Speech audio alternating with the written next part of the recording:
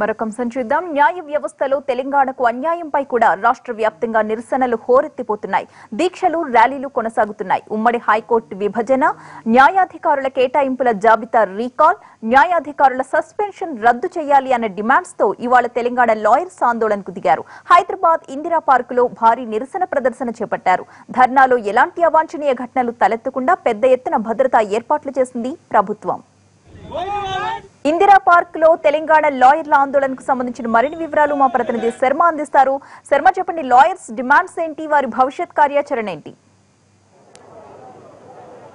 High court విభజన, న్యాయాధికారుల ఆప్షన్ల రద్దు అంశంపై ఆందోళన మరింత ఉధృతమవుతుంది. అదే స్థాయిలో హైకోర్టు కూడా తీవ్రంగానే స్పందిస్తుంది. ఇప్పటి వరకు 11 మంది న్యాయాధికారులను, 9 మంది న్యాయశాఖ ఉద్యోగులను సస్పెండ్ చేసింది. ఒక హెచ్చరిక మాత్రం జారీ చేసింది. కానీ ఆ హెచ్చరికలకు మాత్రం తాము భయపడేది లేదు, తమ కార్యాచరణ మరింత ఉధృతం చేస్తామంటూ చలో ఇందిరా పార్క్ పేరుతో ఇవాళ తెలంగాణ వ్యాప్తంగా ఉన్నటువంటి లాయర్లందరూ కూడా ఇక్కడ ధర్నాకు దిగారు. ప్రస్తుతం బార్ అసోసియేషన్ అధ్యక్షుడు గండ్ర మోహన్ రావుతో మాట్లాడతాం. దీని ద్వారా మీరు ఏం చెప్పదలుచుకున్నారు? దీని తర్వాత భారత ప్రభుత్వానికి, ఆంధ్రప్రదేశ్ ప్రభుత్వానికి, అలాగే ఇక్కడ ఉన్న హైకోర్టు సీజే గారికి తెలంగాణ సమాజం అంతా ఒకటై మా హైకోర్టు మాకు ఎప్పుడు ఇస్తారని అడుగుతున్నారు. అలాగే మా తెలంగాణ రాష్ట్రంలో ఆంధ్ర జడ్జిలతోని మీరు మా యొక్క ప్రభుత్వాన్ని కానీ మా యొక్క వ్యవస్థను కానీ నియంత్రిస్తుంటే తెలంగాణ సమాజం దానికి ఎప్పుడు ఒప్పుకోదు. అదే కాకుండా ఈరోజు అంటే ఈ యొక్క ఉద్యమంలో అడ్వకేట్స్ కాదు, జ్యుడిషియల్ ఎంప్లాయీస్ కాదు, జ్యుడిషియల్ ఆఫీసర్స్ కాకుండా రాజకీయ పార్టీలు, ప్రజా సంఘాలన్నీ కూడా ఐకమత్యమై ఏదైతే తెలంగాణ రాష్ట్రాని కోసం కొట్లాడిందో, లాస్ట్ విభాగమైన రాష్ట్రానికి 3 విభాగాలు ఉంటాయి: legislature, administrative and judiciary. Judicial విభాగం ఇంకా ఆంధ్ర న్యాయాధికారుల కబంధ హస్తాలతో ఉంది. దాని యొక్క కబంధ హస్తాలను విడగొట్టి తర్వాత స్వాతంత్రానికి మా ఒక తెలంగాణ రాష్ట్రానికి ఒక స్వాతంత్రమైన తెలంగాణ జ్యుడిషియరీ ఉండాలనే ఉద్దేశంతో ఉద్యమం జరుగుతున్నది. ఉద్యమాన్ని తప్పకుండా లక్ష్యాన్ని సాధించుకుంటాం. హైకోర్టు చర్యలు కానీ మీరు ఆందోళన చేస్తున్నారు, హైకోర్టు మాత్రం చాలా తీవ్రంగా స్పందిస్తుంది. న్యాయాధికారులను, న్యాయశాఖ ఉద్యోగులను కూడా సస్పెండ్ చేస్తుంది. ఇది అసాస్పదంగా ఉంది. న్యాయాధికారులు ఏమన్నారు? మా రాజీనామా సమర్పిస్తాం, మా ఉద్యోగాలతో తృణప్రాయంగా పారేస్తామని చెప్పినారు. ఎంప్లాయీస్ ఏం చెప్తున్నారు? మాకు మా న్యాయ వ్యవస్థ కావాలి, మీరు ఎన్ని నిర్బంధాలు ఇచ్చినా, మీరు ఎన్ని సస్పెన్షన్లు చేసినా మా ఉద్యోగాలను కూడా వదిలిపెడతామని చెప్పినారు. నిన్న 45 మంది ఉద్యోగులు కూడపల్లి కోర్టులో, మరి ఇంకో 12 ఉద్యోగులు వేరే కోర్టులో పెళ్లి మరి రాజీనామా సమర్పిస్తున్నారు, రాజీనామా తీసుకోమన్నారు. రాజీనామాలకు భయపడిన వాళ్ళు, ఉద్యోగులకు తొలగిస్తామంటే భయపడిన వాళ్ళు సస్పెన్షన్లకు భయపడతారు అనుకుంటే ఇది ఒక పిచ్చి దుర్మార్గం. వైపుల నుంచి తెగింపు ధోరణే ఉంది, కానీ ప్రజలు మాత్రం న్యాయ వ్యవస్థ మీద ఒక నమ్మకం అనేది ఇప్పటి వరకు ఉంది. ఇలాంటి వాటి వల్ల అది చులకనే అవకాశం కనిపించట్లేదా? న్యాయ వ్యవస్థ మీద నమ్మకం ఉందంటే ఇటు ఒక ముసుగులో ఉన్న నమ్మకం మాత్రమే. అందరికీ తెలుసు ఇన్సైడ్ ఏం జరుగుతున్నదో. న్యాయ వ్యవస్థను ఆంధ్ర ప్రాంతానికి చెందిన న్యాయమూర్తులు, ఆంధ్ర ప్రాంతానికి చెందిన రాజకీయవేత్తలు ఎలాగ దాన్ని స్వాతంత్రం అందరికీ తెలుసు. ఈరోజు మాత్రం ఓపెన్గా వచ్చింది మాత్రమే. ఇది కూడా ఎందుకంటే పిల్లిని బంధించి రూమ్లో పెడితే పిల్లి ఒకసారి ఉధృతమై దాడి చేస్తున్నాం. అలాగే ఒక న్యాయ వ్యవస్థలో తెలంగాణ సంబంధించిన న్యాయాధికారులను, న్యాయమూర్తులను, అడ్వకేట్స్ను బంధించినారు. ఆ బంధనకు విముక్తి చెందుతున్నారు. నిన్న మీరు చూశారు పేపర్లో, ఈరోజు పేపర్లో చూశారు.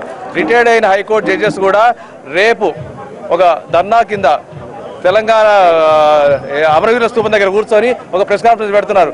అంటే మీరు అర్థం చేసుకోవాల్సింది, ఈరోజు ప్రతి ఒక్కరు తెలంగాణకు జరిగిన అన్యాయాన్ని వెలుగెత్తి చూపుతున్నారు. ఢిల్లీకి వెళ్ళొచ్చారు, చాలా మంది మంత్రులను కలిశారు, ఏమైనా ప్రయోజనం కలిగిందా? వారికి సమస్య ఏంటిదని అర్థమైపోయింది. దాని పరిష్కారం దిశగా వాళ్ళ యొక్క చర్యలు తీసుకుంటారని మేము అనుకుంటున్నాం. కాబట్టి Delhi has its own face of working. కొంత టైం పడుతుంది. ఈ యొక్క సమస్యను పరిష్కరించాల్సింది న్యాయాధికారుల విభజన కావచ్చు, హైకోర్టు ఎస్టాబ్లిష్ చేయాల్సిన బాధ్యత కాన్స్టిట్యూషన్ ప్రకారము, ఏపీ రియార్గేషన్ ప్రకారం కేంద్ర ప్రభుత్వం మీదనే ఉంది. తోక ఆ సమస్యను త్వరలో పరిష్కరించడానికి వారి మార్గదర్శనాలు అన్వయిస్తున్నారు. కాబట్టి హైకోర్టును జ్యుడిషియల్ గురించి డీల్ చేస్తున్నారు కాబట్టి కొంచెం సెన్సిటివ్గా, కొంచెం కేర్ఫుల్గా డీల్ చేస్తున్నారు. తప్పకుండా ఈ సమస్యకు పరిష్కారం వస్తుందని మేము భావిస్తున్నాం. లేకుంటే మా ఉద్యమం ఎలాగ అనౌన్స్ చేసినాం, ఉద్యమం కంటిన్యూ అవుతుంది. రాబోయే రోజుల్లో పార్లమెంట్ కూడా స్తంభింపజేస్తాం. ఓకే, మీరేం చెప్తారు? ఈ ఆందోళనకు సంబంధించి దీనివల్ల ప్రయోజనం చేకూరుతుందంటారా? డెఫినెట్గా చేకూరుతుంది. ఇవాళ మోహన్ రావు చెప్పినట్టు ఈరోజు పేపర్లో వచ్చినట్టు న్యాయమూర్తులే కాదు, విశ్రాంత సంఘాలు, రిటైర్ అయిన ఉద్యోగులు అందరూ కలిసి మా వివిధ జాయింట్ యాక్షన్ కమిటీలు అన్నీ కలిసి మాకు మద్దతుగా వస్తున్నాయి. కాబట్టి ఈ ఉద్యమం గురించి ఈ ప్రజా సంఘాలన్నీ కలిసి మద్దతుతో మాకు డెఫినెట్గా ప్రయోజనం చేకూరుతుందని భావిస్తున్నాం. ఓకే, మీరు చెప్పండి. న్యాయ వ్యవస్థని అన్యాయం చేస్తుంటే ఎవరికి చెప్పుకోవాలి, ఎక్కడ చెప్పుకోవాలి, ఏ దిక్కు అనేటువంటి పరిస్థితి సామాన్య మానవుల్లో ఏర్పడ్డది. ఈరోజు న్యాయమూర్తులు చేస్తున్నటువంటి అన్యాయము ప్రతి ప్రజానికానికి తెలిసిపోయింది, ప్రతి చోట కూడా తెలిసిపోయింది. ఈరోజు రాష్ట్ర ఉన్నత న్యాయస్థానం అయినట్టు హైకోర్టు ఉమ్మడి న్యాయస్థానం కాకుండా కొంతమంది వ్యక్తుల చేతిలో ఆధీనంలో ఉన్నదన్నది సుస్పష్టమైంది. మా న్యాయమూర్తులను వెంటనే రీకాల్ చేయాలని, మరియు మా ఎంప్లాయీస్ను కూడా వాళ్ళ ఉద్యోగాలను తొలగించిన వాళ్ళని విధిలోకి తీసుకోవాలని కోరుతూ ఈ హైకోర్టును తొందరగా బైఫర్స్కి చేయాలని కోరుతున్నాము. ఈరోజు మేము ధర్నా ముఖ్య ఉద్దేశం ఏంటంటే అన్ని రాజకీయ పార్టీలను స్పష్టమైన వైఖరి తెలియజేయమంటున్నారు. ఈ యొక్క న్యాయ వ్యవస్థలో జరుగుతున్న అన్యాయానికి మీ మద్దతు ఏందని రాజకీయ పార్టీలను పూర్తిగా పిలిచాం. వారు తప్పనిసరిగా వచ్చేయాలి. దొంగ తిరుగుడు మాట చెప్పకుండా మీ స్పష్టమైన వైఖరి తెలియజేయండి, ఎస్సా నోనా. ఆ తర్వాత మేము న్యాయవాదులను ఏ విధంగా పోరాడాలి, ఎక్కడ పోరాడాలి, కేంద్ర ప్రభుత్వం విందా లేకుండా న్యాయ వ్యవస్థ పోరాడతాము. ఈరోజు ఇక్కడ జరుగుతున్న అన్యాయం ప్రపంచం మొత్తం చూస్తుంది. న్యాయమూర్తులు రోడ్లు ఎక్కారు, న్యాయవాదులు రోడ్లు ఎక్కారు. మరి ఏంటంటే ఇన్జస్టిస్ జరుగుతుందండి. 60 సంవత్సరాలు జరిగింది, ఇక్కడ ఇన్జస్టిస్ జరిగింది. కేంద్ర ప్రభుత్వం పెద్దన్న పోత్ర భరించాలి. ఫెడరల్ స్ఫూర్తిలో ఏం చెప్పింది, ఏదైనా రాష్ట్రాల మధ్య వివాదాలు జరిగితే కేంద్ర ప్రభుత్వం వివేకం కలిగించుకోవాలి. ఇప్పుడు కేంద్ర ప్రభుత్వం కూడా నిండు మనసుతోని రాష్ట్రాల మధ్య ఈ వ్యవస్థలో అన్యాయం జరుగుతుందని చెప్పి ముఖ్యమంత్రులను కూర్చోబెడతావా, ఎవరిని కూర్చోబెట్టు.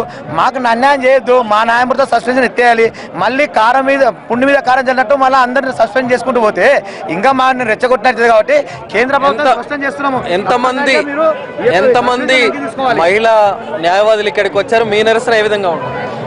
దాదాపు 100 మంది వరకు మహిళా న్యాయవాదులు వచ్చిందండి. ఇంకా తరలి వస్తున్నారు, ప్రతి 10 జిల్లాల నుంచి తరలి వస్తున్నారు. మా నిరసన గత 25 రోజుల నుండి మేము తెలియజేస్తున్నామండి. అది కూడా శాంతియుత పద్ధతిలో మేము తెలియజేస్తున్నాము. ఎలాంటి అహింస మార్గానికి మేము ఎంచుకోలేదు, ఎందుకంటే మేము న్యాయవాదులు మా హక్కులు సాధించుకోవడానికి. అయినప్పటికీ కూడా మరి కేంద్ర ప్రభుత్వము ఇక్కడి సీజే కుట్ర పన్నేసి మా దగ్గర ప్రతి అడుగున పోలీసులను పెట్టేసి మా యొక్క ఉద్యమాన్ని అనగగొట్టాలని చెప్పేసి, నీరు కార్చాలని చెప్పేసి ఎన్నో కుట్రలు పన్నుతున్నారు. ప్రతిరోజు మాకు పోలీసు సస్పెన్షన్. ఈ యొక్క మహాధర్నాతోటైనా కూడా కేంద్ర ప్రభుత్వం సానుకూల నిర్ణయం తీసుకుంటుందని చెప్పి న్యాయవాదులను మేము ఆశిస్తున్నాం. రాజకీయ పార్టీలు వివిధ పక్షాల నుంచి చేరుకునే వారు మాత్రం ఖచ్చితంగా స్పష్టమైన వైఖరి తెలియాలి. ఒకరి మీద ఒక బురద జల్లుకునే ప్రయత్నం చేయకుండా తెలంగాణ న్యాయవాదుల, తెలంగాణ ప్రజల యొక్క ఆకాంక్షను మాత్రం తేటతెల్లం చేయాలని మాత్రం కోరుతున్నాం. ఓకే, మొత్తానికి న్యాయవాదులందరూ సంఘటితమయ్యారు.